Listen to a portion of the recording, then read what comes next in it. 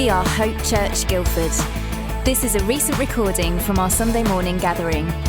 We hope you can join us at the Royal Grammar School on Guildford High Street, Sundays at 10 a.m. Enjoy the message.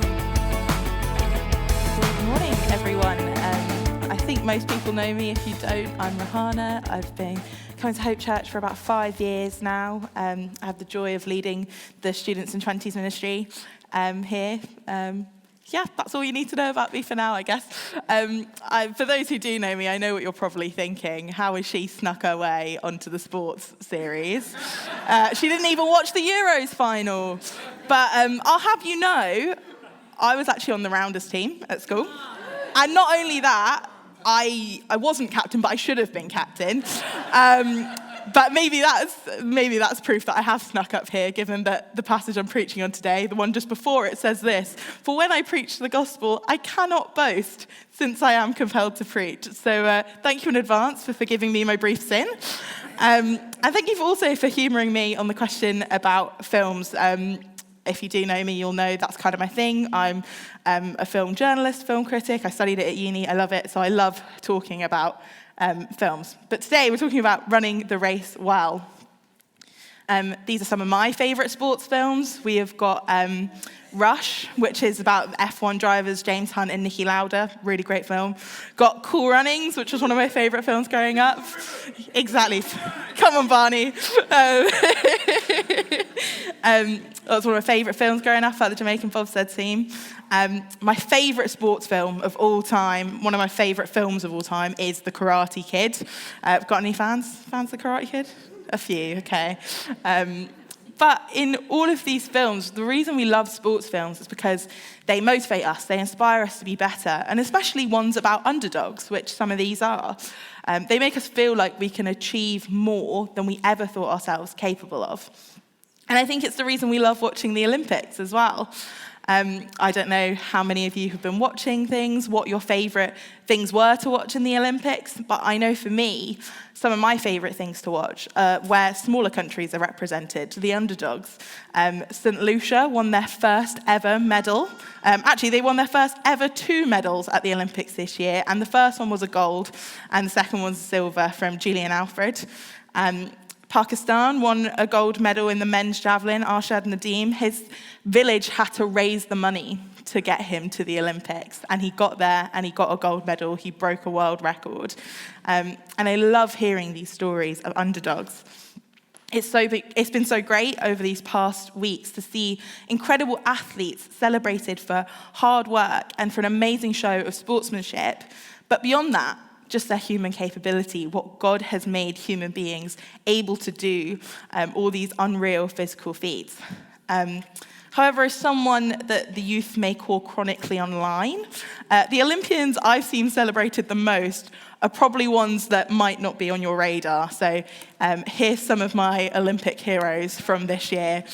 In the top left, we've got Steven Nedoroscik. He is a male gymnast from the States. He's a college student, Penn State Uni. This guy does one thing. Pommel horse is what he came to the Olympics to do. That is the only gymnastics thing he does. The rest of the time, he's sat at the side, resting his eyes, chilling, doing his little Rubik's Cubes.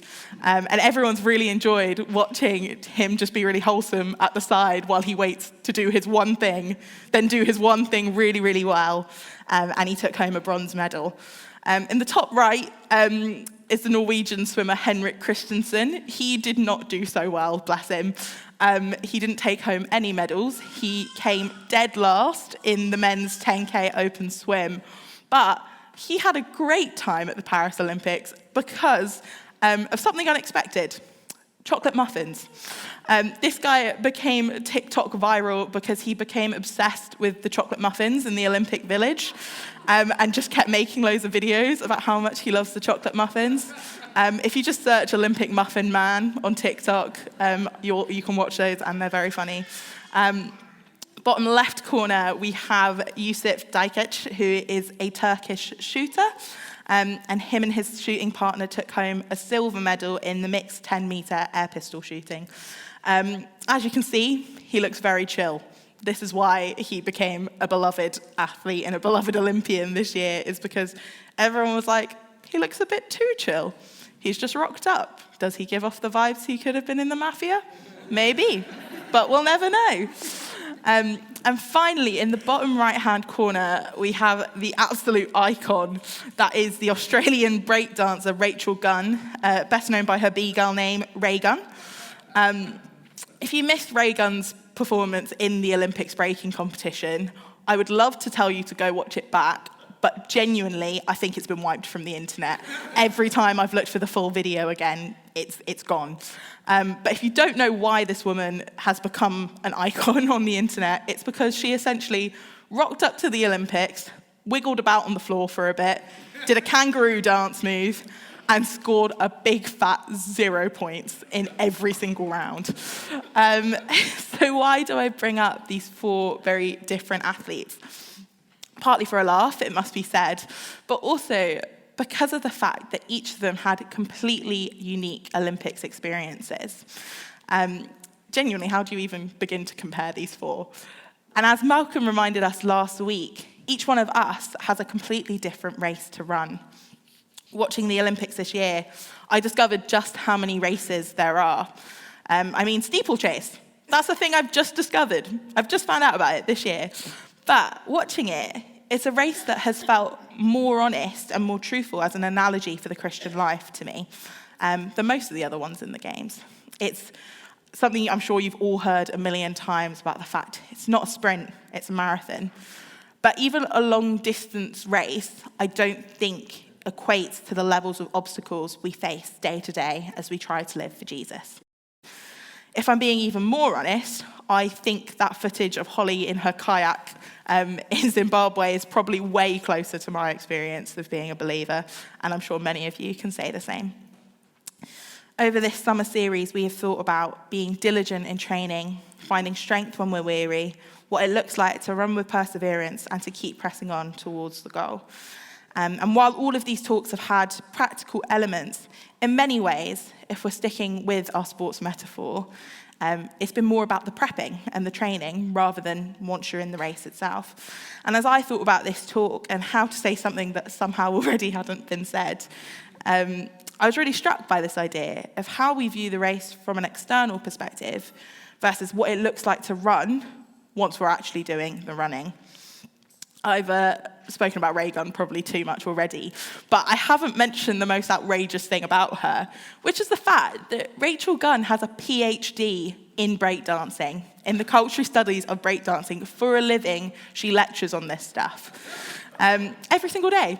And yet, when she got onto that stage, she absolutely sucked. Like, theory and practice are not the same thing. And in the same way, I used to work with Christian unions, and I worked with a guy called Chris. Chris loved bowling like an unhealthy amount. And very early on into working together, I said, I don't really like it. I'm not fussed by it. And he said something to me that became quite dear and quite profound to me. He turned to me, looked me dead in the eyes, and said, "Everybody loves bowling when they're bowling." And I still don't know, 6 years later, I still don't know if I agree with it as a stance on bowling. But what I do agree with it as is a metaphor for life. We can't help but see things differently when we're in the midst of them, when we're actually doing them. So how are we meant to learn how to run our race well when we're already on the track? Of course, the Bible is full of practical advice of what it looks like to live for Jesus. But today we're going to be focusing on some passages from Paul's first letter to the Corinthian church on a topic that might seem at first quite irrelevant to us, that of eating food that has been sacrificed to idols. The question of whether we should eat halal or kosher meat is one that in the grand scheme of things is pretty arbitrary. But this passage is actually less about food and more about idolatry. It's not about just regular meals, it's about communion, who the church were doing fellowship with, round the dinner table in the temples, and the ideals they were buying into in doing so. And also the Corinthian church is in an age that was quite similar to us. It was a sex-saturated, multicultural society, a whole bunch of different religions, and with it, a whole load of theological confusion and divide. Corinth was the host of, I don't know if I can pronounce this, the Isthmian Games. I probably said that wrong, but they were basically the second in that day, only to the ancient Olympics. So hearing what Paul has to say to them, I hope will be a real blessing to us as we pursue what it means to run our race as well, and will feel relevant in its own way. There is 2 chunks from this little section about food that I'm going to focus on, but we should probably crack on with opening our Bibles. So if you've got a Bible in front of you or your phone, if you turn to 1 Corinthians chapter 9, Deborah's going to come up and read verses 19 to 27 for us.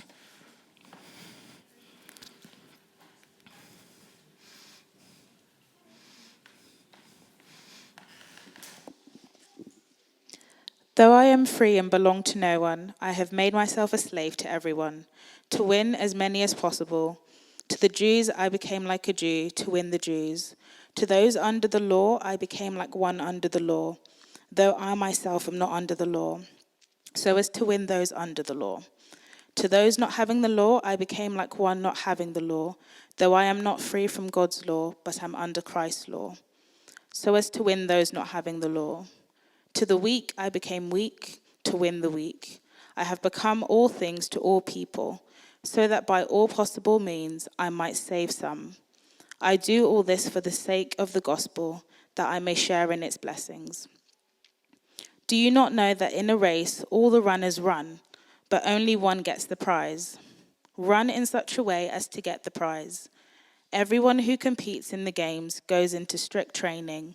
They do it to get the crown that will not last, but we do it to get a crown that will last forever. Therefore, I do not run like someone running aimlessly. I do not fight like a boxer beating the air. No, I strike a blow to my body and make it my slave, so that after I have preached to others, I myself will not be disqualified for the prize.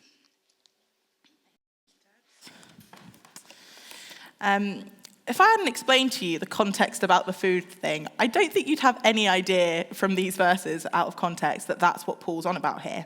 Instead, we get this famous passage about Paul winning souls to Jesus, and followed by our sports metaphor of running the race to get the prize.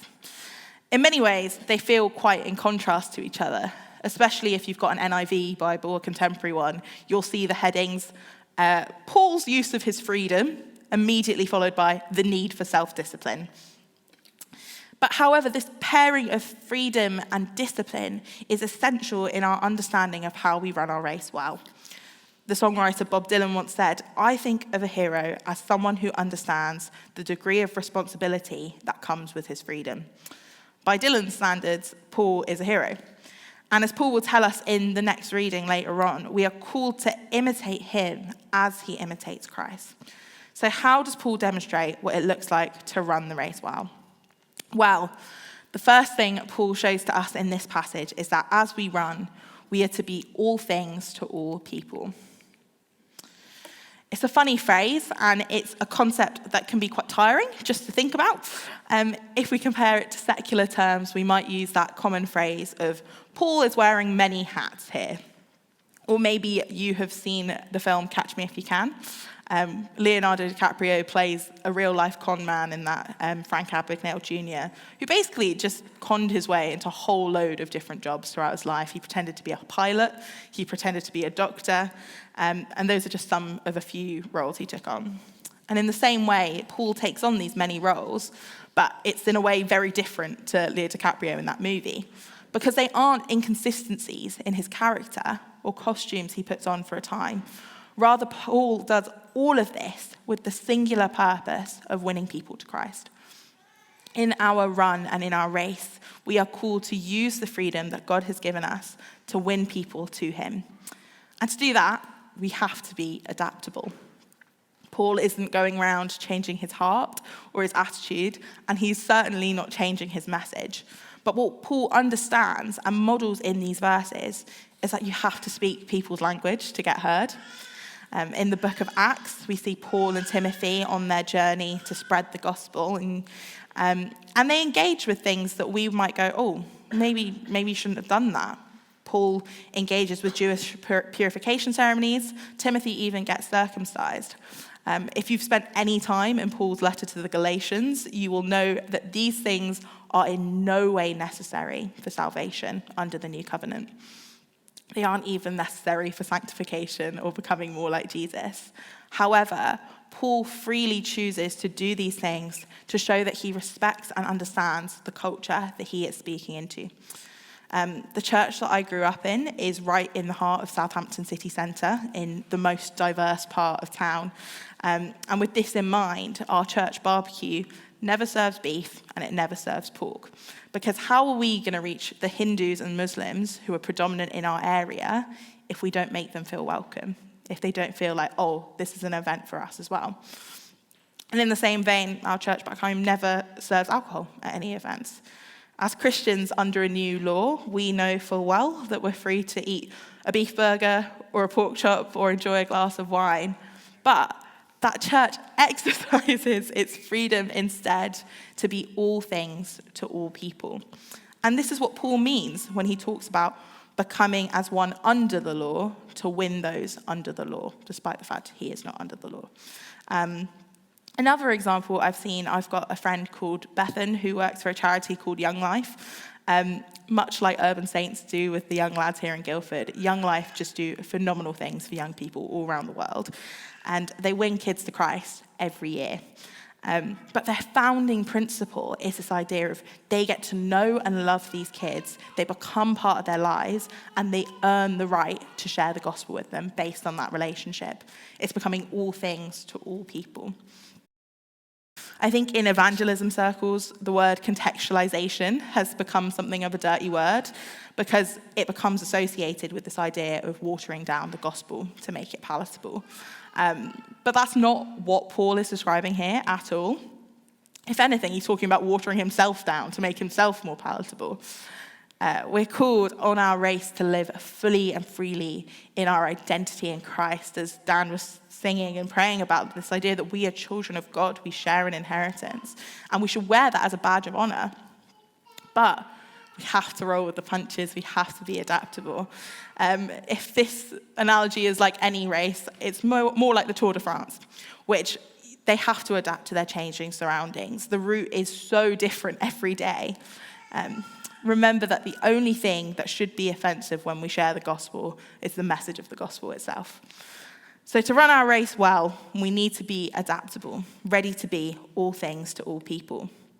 As we move into the second section of this passage, we see that the next thing we need to be to run our race well is all in. Paul starts his metaphor by highlighting the fact that in a regular race, everyone runs, but only one person is going to get the prize. And then he follows it up with this imperative command, run in such a way so as to get the prize. Paul is very clear that in this race that we run towards Jesus, we have to want the prize. We have to yearn for that eternal crown, that inheritance we have the joy in sharing as the children of God. Last week, Malcolm told us that he signs all his emails off with the phrase, keep pressing on. And there has to be that sense of motivation and movement, that keeping going because you want it so bad. I don't know how competitive you all are. I, for one, am very competitive. If Cub comes out at Commission Festival, I'm sorry for who I might become. But according to Paul's words here, maybe being competitive is a biblical trait in some ways. I'm not suggesting that we're all in competition with each other as Christians, because if there's anything the Bible's clear on, it is that we are all sinners in need of God's grace. But what I am saying is this. Paul shows that if we want to keep running at a good pace, we have to want the end goal we're striving for. But the joy of the Christian life is that compared to most normal races, there isn't only one prize. We can all run to share in that reward. Some of you might remember the moment in the last Olympics in Tokyo when there was a tie in the men's high jump. The two athletes, Italy's Gianmarco Tamberi and Qatar's Mataz Barshim, asked whether it was possible to both win the gold and share the honour. They were given the go-ahead, and the hug that they shared afterwards was one of the most life-affirming things I've ever seen on television. There is so much joy in it. In this Olympics, strangely, in the exact same event, the men's high jump ended on a tie again.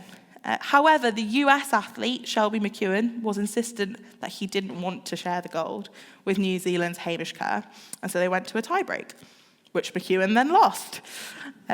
He let his pride get in the way of the joy of sharing the glory, and he had to leave with the reminder of that. He thought his win was inevitable and then got caught out. On the contrary, our win is inevitable, but it's not an excuse to let down our guard. We run with certainty, but that's not an excuse to run with complacency. In fact, that's what Paul goes on to talk about next. Not running aimlessly, training yourself. In Holly's testimony, she spoke about 3 different types of training that comprise her weekly routine so that she can become the best she can at her sport. In the same way, we need to employ all sorts of training methods so that when we are running, which we are, we're equipped for that journey. Reading the Bible, praying, spending time in fellowship with Christian brothers and sisters, all of that are ways we discipline ourselves for our run. And as Paul makes clear in these final verses, as Christians, we have to practice what we preach. We don't want to disqualify ourselves from sharing in the fullness of knowing God in all his glory. So that's our second point. To run the race well, we need to be all in. I don't really know how to neatly transition into it, but to make the next point, we're going to keep reading the Bible. So we're going to shuffle to chapter 10. We'll be reading from verse 23, which Chris is going to come do for us now. Great. Chapter 10, 23. I have the right to do anything you say, but not everything is beneficial.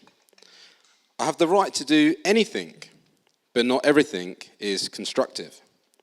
No one should seek their own good, but the good of others. Eat anything sold in the meat market without raising questions of conscience, for the earth is the Lord's and everything in it. If an unbeliever invites you to a meal and you want to go, eat whatever is put before you, without raising questions of conscience. But if someone says to you, "This has been offered in sacrifice," then do not eat it, both for the sake of the one who told you and for the sake of conscience. I'm referring to the other person's conscience, not yours. For why is my freedom being judged by another's conscience? If I take part in the meal with thankfulness, why am I denounced because of something I thank God for? So, whether you eat or drink or whatever you do, do it all for the glory of God. Do not cause anyone to stumble, whether Jews, Greeks, or the church of God, even as I try to please everyone in every way. For I am not seeking my own good, but the good of many, so that they may be saved. Follow my example as I follow the example of Christ. Thank you, Chris. When I first saw this passage on the list of potential passages for this summer series, I didn't quite understand why it was there. To me, it seemed somewhat off-piste, but actually, I think it is really helpful in the way it provides us with some practical reminders of what the day-to-day race looks like. It's particularly helpful in the reminder that all eyes are on you as you run. Not like in a 1984 Big Brother way, don't worry, but it's important to remember that how we run our race is seen by other people, and it matters to people, especially in this wider context of winning people over with the gospel. In the specific context Paul is talking about here, he provides clear, practical examples. If someone invites you over to eat, don't say no to going just because they used meat that started in the temple before making its way to the meat market, before making its way to your plate. But if the host makes a point in saying that it's consecrated meat to a pagan god, you shouldn't eat it, both for the sake of the host's understanding of Christian do's and don'ts and for your own conscience. So to translate it into more applicable terms for us, it's all well and good for us to go and spend time with non-Christians. In fact, it's encouraged. But don't do things that will prompt them to say what is one of my least favourite phrases in the English language. Well, that's not very Christian of you. I hate that phrase so much. Partly because it completely forgets that we are all fallible humans, but also because it misunderstands so much of what Paul demonstrates here, and that's the reiteration of the freedom that God has given us. However, he displays this freedom within the context of cautioning against abusing those liberties. That phrase he uses, I have the right to do everything, but not everything is beneficial. He's actually already used that in his letter to the Corinthians a few chapters before, in the context of talking about sexual immorality. And in both contexts, there is plenty we can do with our human agency, but as Paul reminds us, just because we can doesn't mean we should. I remember being at a Christian conference as a teenager, at a seminar on relationships and sex, and they said something really helpful that I think can be applied across all areas of the Christian life. The question should never be, how far can we go, but rather, how pure can we stay? And that's what Paul is getting at here. How do we, in our Christian lives, which are on display to the non-believers around us, reflect God's heart for our lives with as little corruption as possible? And that's corruption to our own hearts. That's corruption to non-believers who are seeing us. But as that passage said, it's about not causing others to stumble as well, our Christian brothers and sisters. As he spoke to us from the book of Hebrews the other week, Rich used the concept of stop and go. But something I found about that verse he preached on from Hebrews that I always find really convicting is the fact that it doesn't just tell us to throw off sin, but absolutely anything that entangles and hinders our run. We need to run with as little extra weight as possible. That's something I found really weird in the Olympics. They're all wearing these chunky watches and these chains. I'm like, surely that can't help.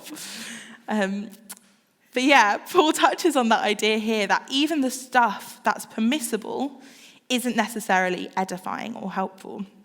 So an example from my life recently, my route to work has been changed the last few weeks because there's roadworks and I've been caught out a few times. But it means I've had to drive around all of these back roads, through the villages, through the fields. All of these roads are national speed limit, but I wouldn't dare go 60 miles per hour on them, even though I'd be well within my right to. It would be crazy. Who would it help? It certainly wouldn't help me on a single track road when I'm coming around a corner and I can't see who's coming from the other side. So yeah, some things are allowed, but not the safest or wisest option. And in the same way, there are plenty of things that we as Christians can do, but how helpful a witness is it going to be to the people around us? What will it show them of the God that we believe gave us the freedom to do that stuff in the first place? There was an amazing article in The Guardian a few weeks back on the increase in sports people in faith and just openly talking about their faith. And one of the facts it noted was that this year's Euros featured an England team more overtly Christian than any since the Victorian era. And this is a phenomenal stat, but it was noticed. And it was noticed enough that it was being mentioned in a national paper. So as we run, let's remember that all eyes are on us as we do. Paul rounds off these few chapters of preaching on food and idolatry with this reminder: whatever you do, do it all for the glory of God. This is something he touches on multiple times across his letters. Most memorably, I think of the verse in Colossians 3, where he says to do all things as if serving the Lord. There is no part of our life that cannot be offered to God as an act of worship in reverence of him. The great American theologian R.C. Sproul once said, "We do not segment our lives, giving some time to God, some to our business or schooling, while keeping parts to ourselves. The idea is to live all our lives in the presence of God, under the authority of God, and for the honor and glory of God." That is what the Christian life is all about. And that is what our race is all about. Every step, every jump, every fall is all to glorify the one who enabled us to be able to do any of it in the first place. One of my favorite songs we sing at church regularly reminds us this repeatedly: "Yet not I, but through Christ in me." And if we're doing this all for God's glory, then you can be sure that we should be running with everything that we've got. We need to commit to our race to show how good and faithful and kind and generous and compassionate and forgiving our Father is to us, It's all for his glory. That brings me to the end of the passage, but there's still one more point that I would like to make based on the principles that Paul teaches us in his letters and through the context of him writing them. In her testimony earlier, one thing that Holly said that I found fascinating was that whitewater kayaking was a sport that was really hard to get better at because there was just so many variables. And that perfectly brings me to our final point, that we have to keep running our race well in all circumstances. Once we hit the water, we have no idea what it's going to do. I'm going to bring up a fun picture of Holly. There we go. The majesty of God's creation ensures that currents are powerful and they can send us in all directions. It's not the same as swimming in a secluded pool, which the Irish swimmer Daniel Whiffen found out at the Olympics. He won gold in the 800-metre freestyle and then came 18th in the open water swim. And when RTE, the Irish television channel, interviewed him after the latter race, he straight up was like, it was probably one of the worst things I've ever done. I'm retiring from open water swimming. Because when we're in open water, it's a completely different sport, and it's terrifying. But like Holly in this photo here, we can't fear the drops. We have to jump in knowing that God is with us, he is for us, and he will see our race to completion. Life is unpredictable, and there are waves that will beat you down and hold you back from getting ahead in your race. I certainly felt myself flagging plenty this year, but God is still God, and we continue to move and run until the day that we are finally with him. Paul wrote this letter to the Corinthians when he was in Ephesus with another church that he loved. So you may think, well, it's pretty easy for him to say all glory to God when he's living a pretty nice life. But that other verse I mentioned earlier from Colossians, where he says the same thing, he wrote that one in prison. He is able to give Jesus the praise and honor he deserves in the good times and the bad. Some of you in these last few weeks may have watched Andrea Spendolini Syriacs dive in the Olympics. She's one of our GB reps. And after winning the bronze in the synchronized diving, she said to BBC Sport, "I give the glory to God." However, I was even more impressed by the interview she gave in tears after coming sixth in her solo dive. And she expressed how hard the past few years had been, how proud she was of how far she'd come. And she's crying and just saying, "I just want to go be with my family. I just want to go be with my family." And yet, she still made the time to say this of her loss. It was God's way of saying, we've still got a lot to do, and I just give God all the glory. In the wins and the losses, this young woman was able to give Jesus the praise and honor he is owed. Running our race well is to give God all the glory, but to do so in all circumstances. I say all of this, but as someone who has been on maybe 4 runs in the last 6 years, I find the idea of running a race really exhausting and terrifying. And while the metaphor is incredibly apt, it's not a reason to panic or despair. As we have seen repeatedly through this series, our God is so faithful to us as we push forward to the prize of being with him in glory forever. He is gracious enough to renew us when our muscles cramp up or when our foot slips or when we're in those weird pools they have to run through during the steeplechase. The Olympics motto and the title of this talk series has been Faster, Higher, Stronger. I don't think we can say that God works faster, but we can say with complete assurance that he is higher and he is stronger than all the things of this earth. A couple of weeks ago, somebody asked me the question of what would make me feel like my life was complete. And I replied by saying, to get to the end and the words of 2 Timothy chapter 4, verses 7 to 8 be true. We've heard those verses plenty this past month, but I want to finish with them now. So let me invite you all to stand. I'll invite the band to come up. Once I've read this verse, if you are a parent, that is the time to go get your children. But yeah, let me read this verse for us.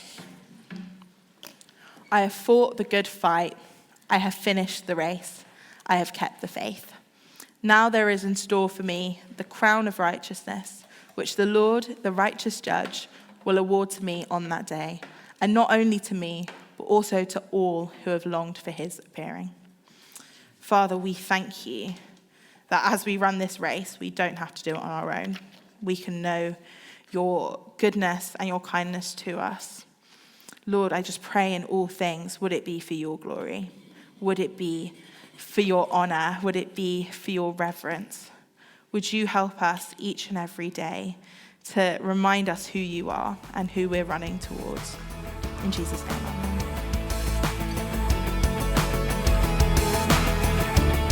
Thanks for listening. We meet on Sundays at 10 a.m. at the Royal Grammar School in Guildford. We look forward to seeing you.